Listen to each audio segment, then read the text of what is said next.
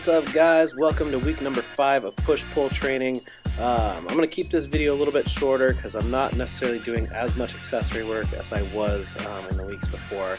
I have trimmed back a few things, partially due to time and just partially because volume's dropping as I'm starting to peak out my bench press. So what you're seeing here is 5 singles at 365, which is another pause bench PR for me, both in the number of times I did it, but also in the amount of weight in recent times. So these all moved pretty well. I did have a few that I didn't groove quite as smoothly as maybe like the last 3 reps here, and I think a little bit of this was just kind of getting used to the positioning on this bench. At dog pound they have a 2 to 3 inch shim at the bottom to accommodate the extra height in the Thompson fat pad that I haven't been using back at my gym. So that took a little bit of adjustment, but overall these all moved really well. Ended up taking a nice long pause on this 5th single here, and then followed it with some back off sets, hitting a 3x3 at 335 here. This is, I believe, the last set,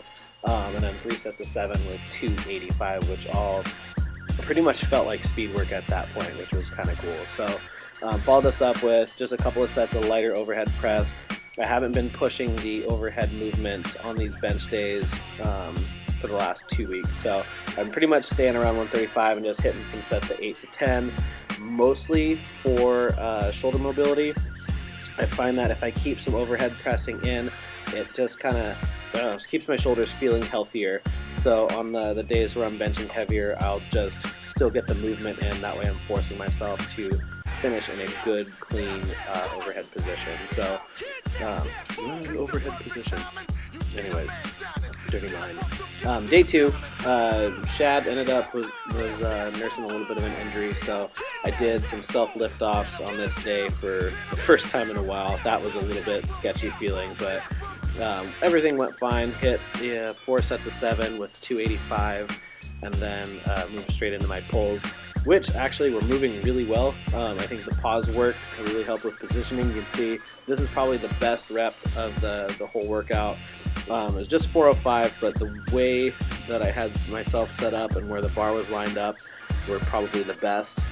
Here you can tell this isn't quite as fast at 455, and then at 500 it still moved well, but I'm most proud of that 405 rep, and I want to try and continue to make my lifts look like that one. So hit a top set on this day with 545 for a triple. The first one could have been a little bit better in my opinion. I think the 3rd rep was actually positioning wise the best as far as where it's lined up relative to the scapulas. Here I kind of jerked the bar just a little bit too much, and it still moved just fine, but I would have preferred to have initiated the lift with the legs a little bit better. And here I did that piece, but then let it drift out a little more. So positioning on this one is definitely the best overall. And I felt like I could have gotten another rep or 2 out of that set. So glad to come out of that with some reps in the tank. Accessory day, the sets of 8 dropped down to just 6 8s this time instead of the 8 8s that I've been doing for the weeks prior. And then next week I think it's going to drop down to 4 sets of 8 or something like that. I did 4 sets of 8, but I just don't remember what the progression is.